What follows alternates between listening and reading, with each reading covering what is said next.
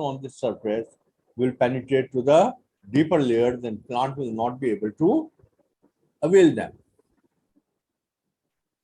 Thus, the percent of the decomposed organic matter in or on soil is often used as a indicator of productive, fertile soil. So it means the greater the amount of the organic matter, the greater will be its productivity. Not only in terms of supplying organic compounds to the plants, as those organic compounds may have some positive effect on the roots also to increase their growth, because they may contain certain substances which are helpful for the growth of the roots. So over time, however, decomposition of organic matter can lead it to become unavailable for plant use. That is, if the organic matter has been decomposed for a longer time, then the metabolites which are present in them may be decomposed to the simplest level and may not be available for the plants to grow or utilize them.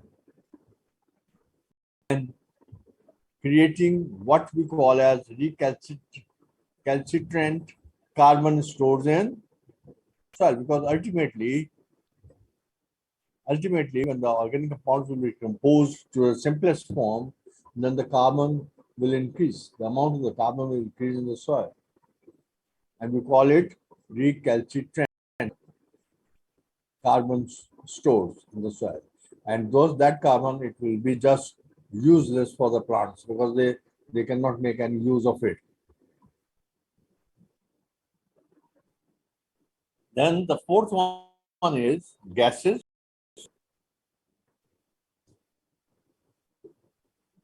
Now these gases, we know the gases that is the soil must be porous in nature, should be porous in nature, because the atmospheric air, it may enter into it and make possible for the plants to absorb not only oxygen but other gases also,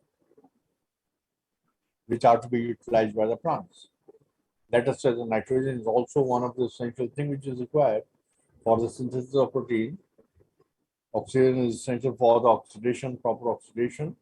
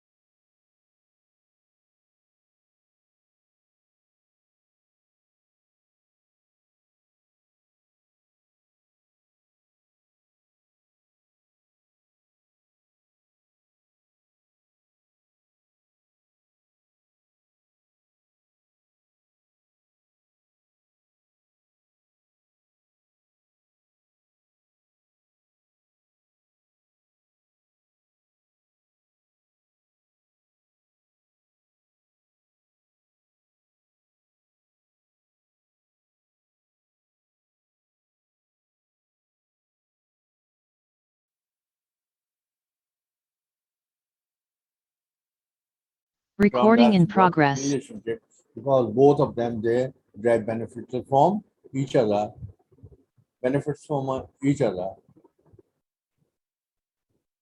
Such nitrogen fixing bacteria are major source of soil nitrogen and are essential for the soil development over time.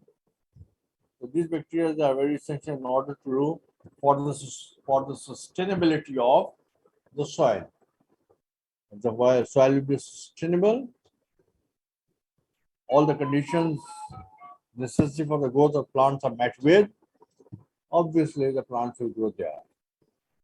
Mycorrhizae, that is the relationship between the fungi and that of the roots of the plants, results in the formation of fungal complexes that form mutualistic relationship. That is, they derive benefit from one another with plant roots. So the fungus grows on into a plant root, where the plant provides the fungus with the sugar, and in return the fungus provides the plant root with the water and access to nutrients in the soil through its intricate web of hyphal spread throughout the soil matrix. What is hyphae? Hyphae constitute the basic structure of the fungi, which penetrate into the plants and are also present in its surrounding the soil and creates a channel for the uptake of water. And both of them, they are benefited by this relationship, this arrangement. So without microbes, a soil is essentially dead and can be limited in supporting plant growth. So meaning microorganisms are very essential for the growth of plants. So this is a very important component. Now we come on to soil formation. What is soil formation? Actually, the removal of the soil particles from any surface of any rock, and when it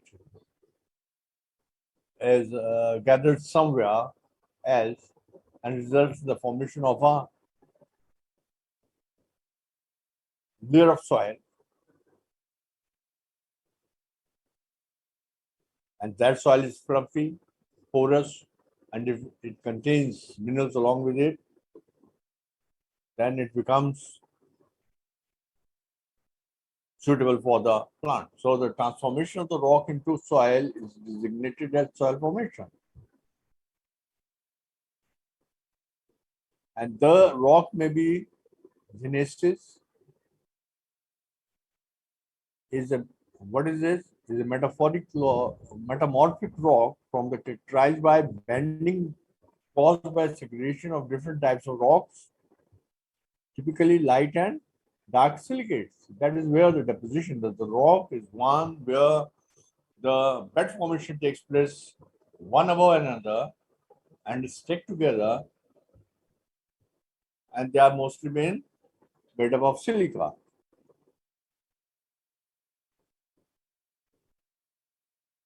Rather than an indication of specific mineral composition. And obviously, it depends upon the kind of the soil, that what kind of the minerals are present there, and it will give it a color, a special color to it also. For example, some of the rocks, they are made up of calcite and aragonite, which are different crystals formed of calcium carbonate. So any soil which consists of calcium carbonate, they will be containing the minerals which are calcite and aragonite. And most limestone is composed of skeletal fragments of the marine organisms such as coral, forams, and mollusks. Shale is a fine-grained, elastic sedimentary rock composed of mud, that is a mix of flakes of clay minerals and tiny fragments, silt-sized particles of the other minerals. So actually, what is shale? Shale is a combination of clay particles and that of the silt particles, which also contain certain other minerals also, which may be quartz and calcite. So actually, the soil is being formed and depends upon from where the particles have been derived and have lodged themselves elsewhere, resulting in the formation of a bed of soil on which the plants grow.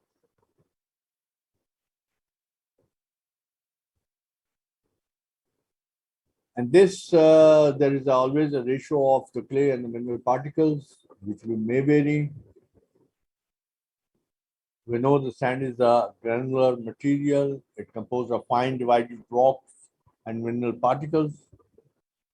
And we can classify the soils on the basis of the particle sizes, because we will define the soil by size being finer than gravel and coarser than silt.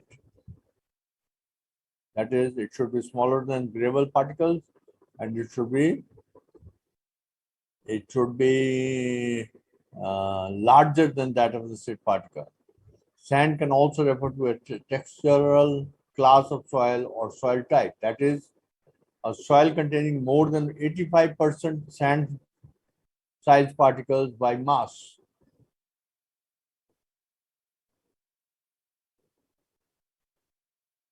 So sand actually, what is sand? That if it contains 85% of the sand particles, then we will call it a sandy soil.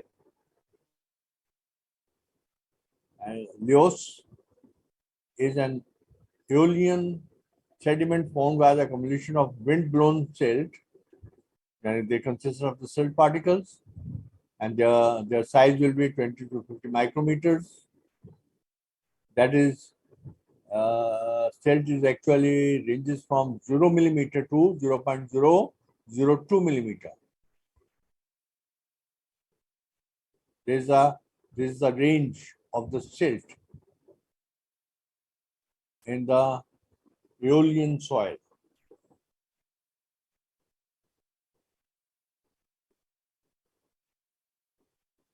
20% of the less clay and balanced equal parts sand and silt that are loosely cemented by calcium carbonate. So actually, this Pakistani soil and Indian soil, they are calcareous soils. That is, they contain more calcium in the form of calcium carbonate. And they are alkaline in nature. They are alkaline in nature. Then there is another term which is called peat. Now, this is actually the accumulation of the partially decayed vegetation or organic matter that is unique to the natural areas called peatlands. Where the partial decomposition of vegetation is present, that is, it is of a yellowish color. Yes, it is of a yellowish color. Some of them partially it will be decomposed, partially it will be in its original form.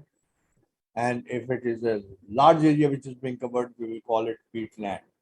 To avoid too liberal an interpretation of the term rock, soil scientists prefer to use the expression parent material or soil material. That is, from where the soil material or the soil particles have arrived and from which kind of the rocks they were being produced and were lodged at elsewhere, resulting in the formation of soil. So we actually take into consideration and express it with the term parent material. That is, the soil actually depends upon the material, parent material from where it is being derived. The relationship between the parent material, soil formation, and soil may be conveniently expressed as follows. That is parent material, and this is soil transformation. That is how the soil is being removed and are being lodged somewhere. And this is for that is the changes in the bed, changes on the bed of the earth, on the surface of the earth which has occurred because of the deposition of the parent material on any place, at any place, result in the formation of soil. And we usually call it as soil transformation. Soil transformation is that how the soil is being formed and from which kind of soil it is being formed.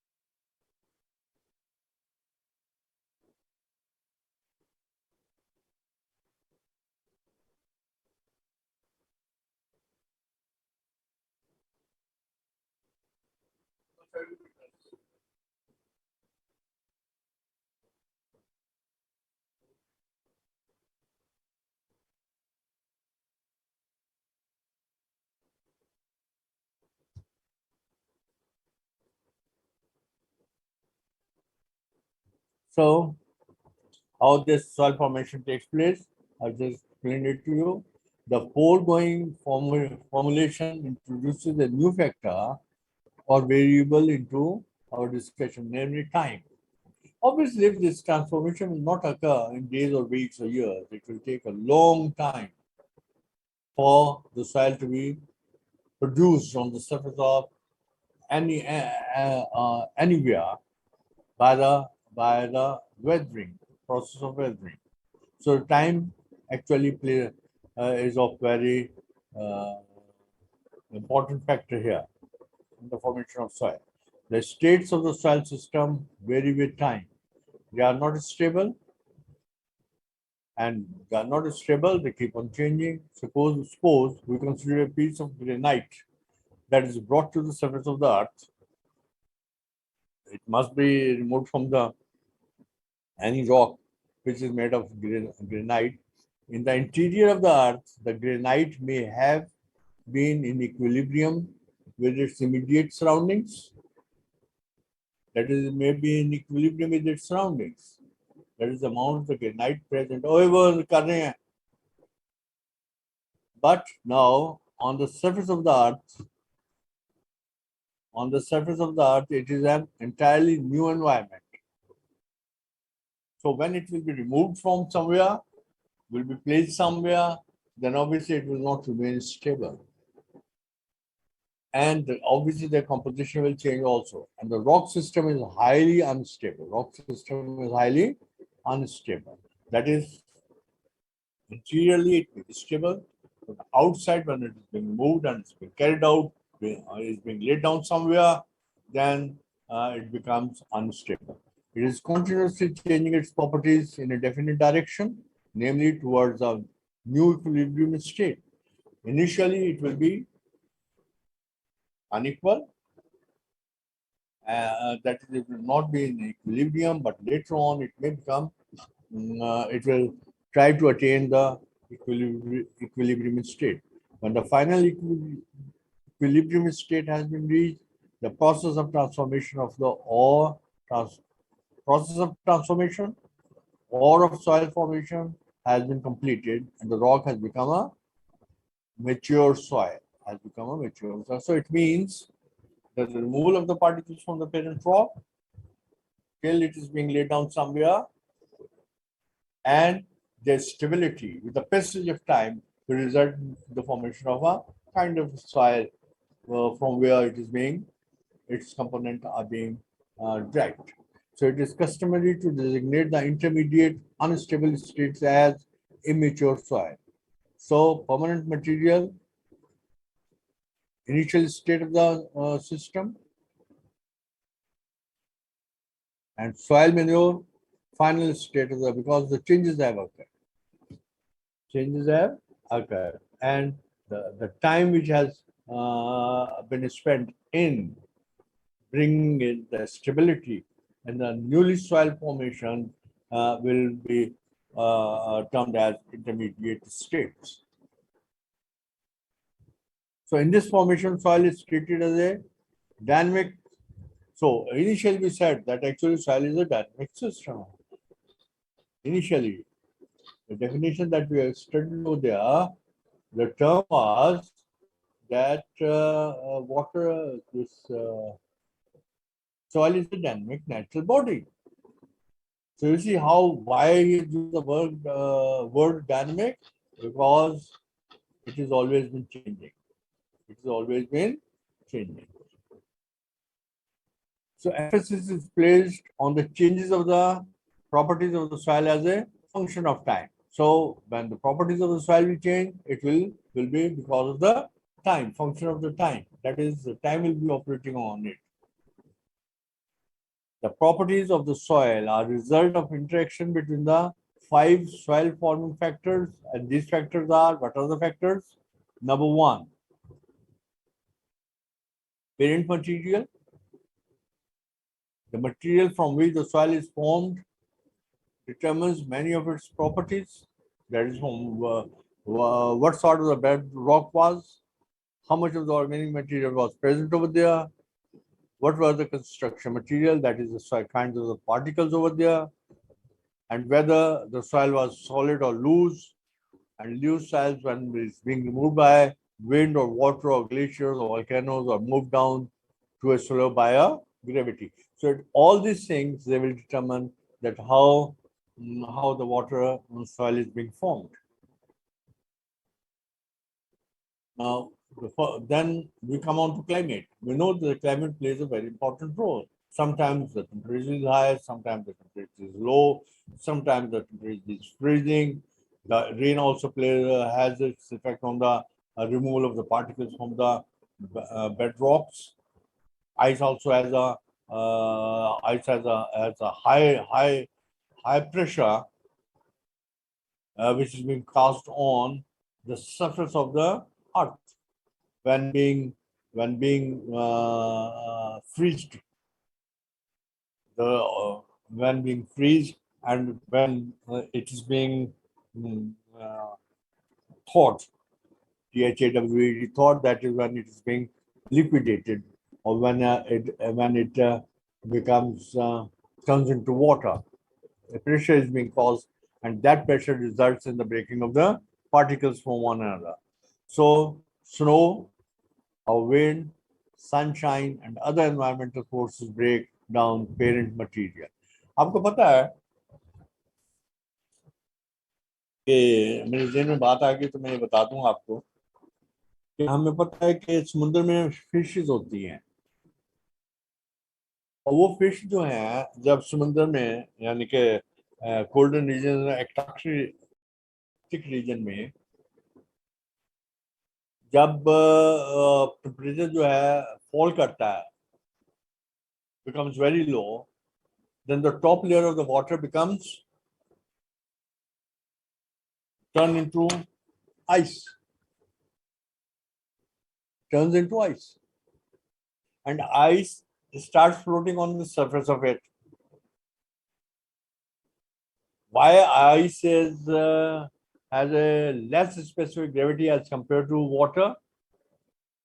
ये एक हिकमत है अल्लाह ताला की कि instead of sinking down, the ice starts floating on the surface of water. Sink नहीं करती है वो. क्यों नहीं करती है? अगर वो सिंक करती तो क्या होता? अगर वो सिंक करती, ऊपर बर्फ बनती, सिंक कर जाती, नीचे जो सा है आपका सी बेड है उसके ऊपर जाकर लग जाती, फिर ऊपर से वो जनाब टेम्परेचर और गिरता, फिर लेयर बनती, नीचे चले जाती, फिर लेयर बनती, नीचे चले जाती, और जो फिशेस हैं in the water, they would have left the original place and may have moved towards the upper regions. और अल्टीमेटली क्या होना था कि life would have ceased to exist in water. That is why इसमें अल्लाह ताला की हिकमत ये है कि जो वाटर है जब turn into ice, it start floating, जब उसका जो स्पेसिफिक ग्रेविटी वो कम हो जाती है, it start floating on the surface of water, and the life form which is present underwater, under that icy layer, remains intact.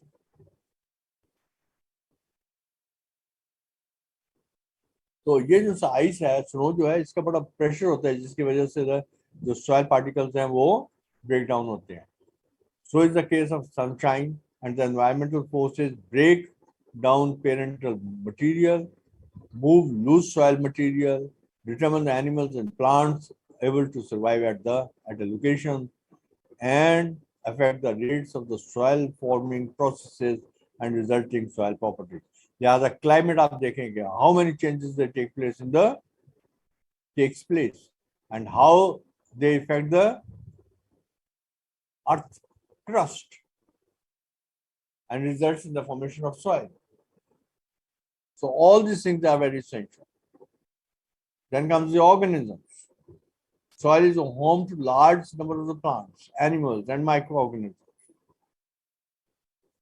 And the physical and chemical properties of soil determine the type and number of organisms. कि किस किस्म की है और कितने में है, उसके क्या है, organisms है. Now, what sort of organisms are present there? And how many of them can survive and thrive there? Organisms also shape the soil they live in. For example, the growth of the root and the movement of the animals and microorganisms shift materials and chemicals around the soil profile. So when obviously their movement will result in mixing the chemicals within the soil. The dead remains of the soil organisms become organic matter that enriches the soil with the carbon and nutrients. Animals and the microorganisms living in the soil control the rates of decomposition for organic and waste material. So the rate of the decomposition is also being determined by animals and microorganisms. And we know that organisms, they also contribute to the exchange of gases, such as carbon dioxide, oxygen, nitrogen, between the soil and the atmosphere.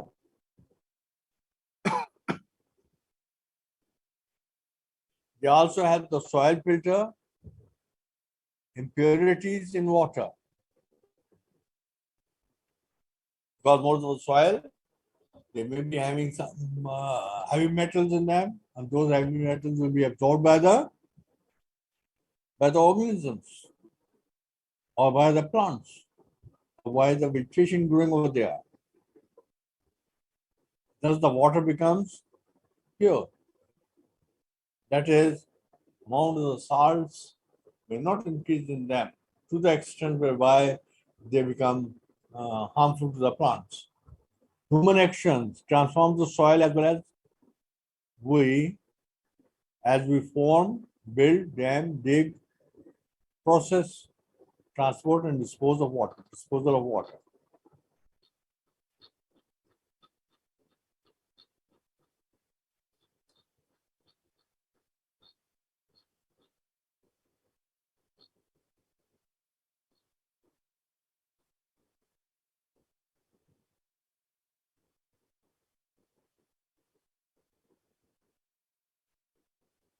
Then comes the topography. The location of the soil on a landscape also affects its formation and its resulting properties. For example, एक हमारे पास जो सा soil है जो rocks पे है और मतलब है कि it is present on the slanting position. तो obviously उसका soil जो होगा composition different होगी. So topography also determines the kind of the soil and whether how much it is fruitful for the plants to grow over there. Moreover, their location as compared to the sun, whether it is towards its north side or the southern side, because the temperature on the southward side is much higher as compared to the northward side. So the plants on the northward side will be greener more as compared to the southern side. So the topography plays a very important role. For example, soil at the bottom of the hill will get more water than soil on the hilly side. And soils on the slopes that get direct sunlight will be drier than soils on the slopes that do not. So topography also determines the amount of the number of the plants growing in certain area. Then we come on to time. The amount of time that the other four factors listed above have been interacting with each other affects the properties of the soil. The longer the time, the better may be the development over there of the soil formation. Some properties such as temperature and moisture content change quickly, often over minutes and hours. Others such as mineral changes occur very slowly over hundreds and thousands of years. Because, for example, if the water is present there, much is there, if rain has fallen over there recently, and if the sun is shining uh, with full grace, obviously it will result in the evaporation of water from there. So some of them, they may change. The temperature may change quickly, the water content may change quickly, and it will certainly affect the soil and the plants growing over there. And so there are certain other things which may take hundreds and thousands of years. And I think this is something for today. बाकी इंशाल्लाह next week करेंगे. हाँ जी, काफी है इतना.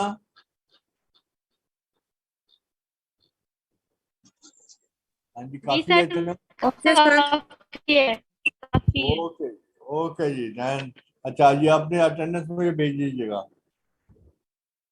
Okay जी, अल्लाह हाफिज. Sir upload भी कर दीजिएगा सिलेबस। जनाब जरूर करते हैं, जरूर करते हैं, कोई मसला नहीं. हाँ, मैं कर दूंगा, मैं कर दूंगा, करवा दूंगा. ओके, अल्लाह हाफिज.